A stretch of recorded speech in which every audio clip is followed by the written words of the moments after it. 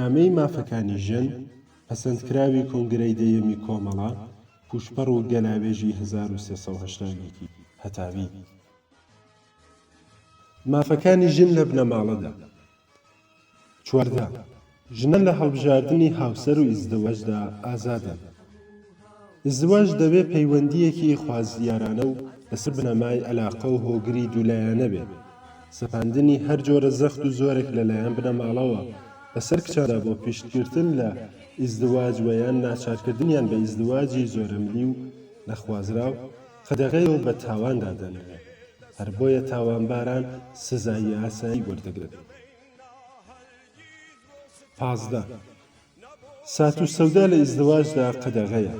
سەرجەم یاسا و دابوونەریتێک کە لە ئیزدواجدا سات و سەودا پێکبێنێ لەوانە شیربایی، مارەیی و هەر جۆرە ڕەسم و یاسایەکی تر لەم چەشنە قەدەغەیە. 16 بۆ بەڕەسمیناسینی ئیزدواج تەنیا ئیزدواجی مەدەنی بەسە. ڕێوڕەسم و سونەتی ئیزدواج ئەمری خصوصی کەسەکانە. بۆ ئەوەی کە ئیزدواج ڕەسمیەتی یاسایی هەبێ تەنیا ئیزدواجی مەدەنی واتە نووسینی لە دەفتەرە دەوڵاتیەکاندا بەبێ هیچ ڕێو شوێنێکی مەزهەبی بەسە. ئیزدواجی شەرعی ڕەسمیەتی یاسایی نییە و بۆ هەڵگرتن و نووسین لە دەفتەرەکانیشدا پێویستی بە ئیزدواجی شەرعی نییە. 17 ئیزدواجی ژنان و پیاوانی کەمتر لە 18 ساڵ تەمەن قەدەغەیە. ئەو کەس و ناوەندە مەزهەبیانەی کە کەسانی کەمتر لە 18 ساڵ مارەی شەرعی دەکەن بە تاوانبار حساب دەکرێت. دەبێت ژنان و پیاوان بەر لە ئیزدواج ئیمکانی گەشەکردن و پێشکەوتنی جەستەیی و ڕەوانیان هەبێت.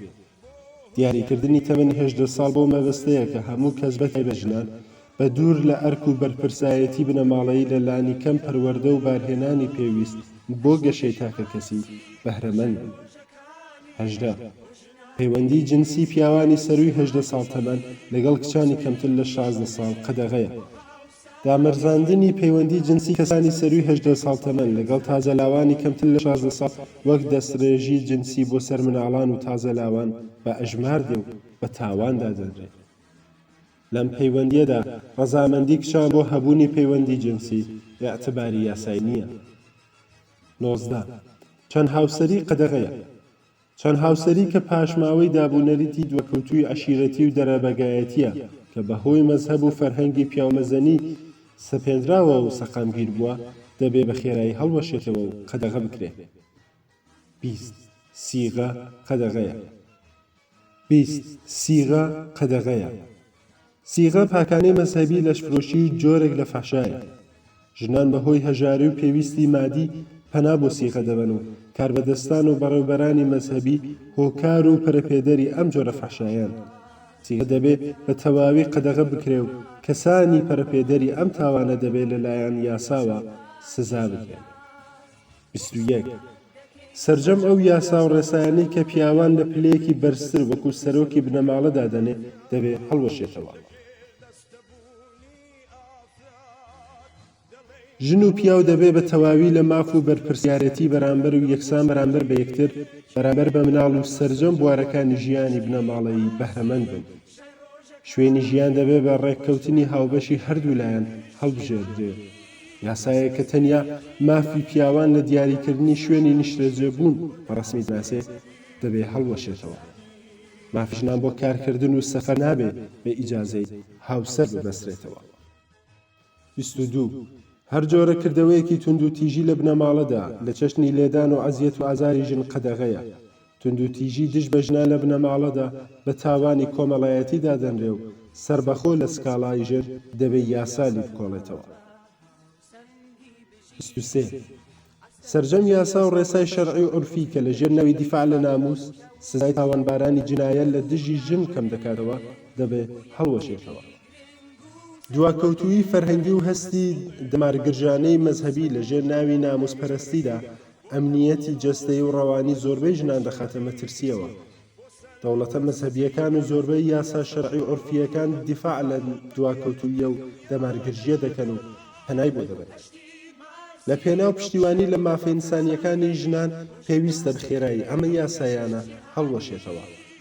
بۆ ئەو جنایەتش کە لەلایەن باوک، برا، هاوسەر وەیان هەر کەسێکی ترەوە بەرامبەر بە ژنان لە ژێر ناوی دیفاع لە ناموس بەڕێوە دەچێت سزای قورس دیاری دەکرێت. 24 هەر جۆرە نابەرابەری و هەڵاواردنێکی نێوان ژنان و پیاوان لە یاساکانی پەیوەندیدار بە میراتەوە دەبێت نەمێنێت. حکم و یاسای مەزهەبی و شەرعی پەیوەندیدار بە میراتەوە لەسەر بنەمای هەڵاواردن لە دژی ژناندا مەرزاوە. ئەم یاسا و ڕێسایە دەبێت هەڵوەشێتەوە و ئیعتباری یاساییان نەمێنێت. 25. دایک و باوک دەبێت لە مەسەلەی سەرپەرستی و چاودێری مناڵەکانیان لە ماف و بەرپرسیارەتی وەک یەک بەهرەمەند بن. سەرپەرستی و چاودێریکردنی مناڵان لە کاتێکدا باوک دەمرێت مافی دایکە. ئەگە سەرپەرستی مناڵ مرد، دادگا لەسەر ئەساسی بەرژەوەندی مناڵ بڕیار دەدا. 26. هەر جۆرە نابەرابەریەک لە نێوان ژن و پیاو لە بواری تەلاق و جیابوونەوە دەبێت هەڵوەشێتەوە.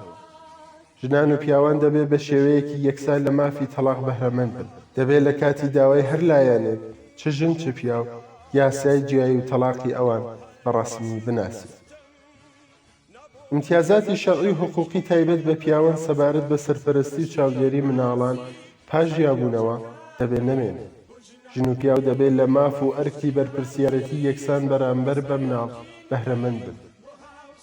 پاش تەلاق و جیابوونەوە دەبێت دادگا لەسەر ئەو بنەمایە و لەسەر بنەمای دابینکردنی باشترین هەلومەرجی گەشە و پەروەردەی مناڵان شێوەی سەرپەرستیکردنی مناڵان دیاری بکات.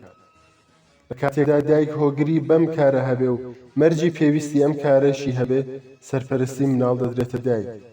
لە کاتێکدا کە پێویست بێ، دەبێت دەوڵەت لە بواری ماڵیەوە یارمەتی دایکیان باوک کە سەرپەرستی مناڵی لاستۆیە بدات.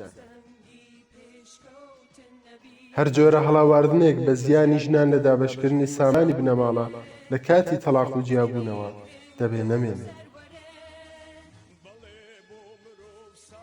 27. مافی دایکبوون دەبێت سربەخۆ بە جیا لە ئیزدواج بەڕەسمی بناسرێت. ئەو ژنانی کە بەبێ ئیزدواج مناڵیان دەبێت لە سەرجەم مافە تاکە کەسی و کۆمەڵایەتیەکان بەهرەمەند بن. مناڵەکانیشیان دەبێت تەواوی مافەکانی کۆمەڵایەتی بۆ لەبەرچاو بگیرێت. 28. پەیوەندی خصوصی نێوان ژن و پیاو دەبێت ڕێزی لێ بگیرێ و لە هەر جۆرە دخاڵەت و دەستێوەردانێک پارێزرا بێت. هەر جۆرە دەستێوەردانی دەوڵەت وەیان کەسان و ناوەندی دیکە لە پەیوەندی خصوصی نێوان ژن و پیاو قەدەغەیە.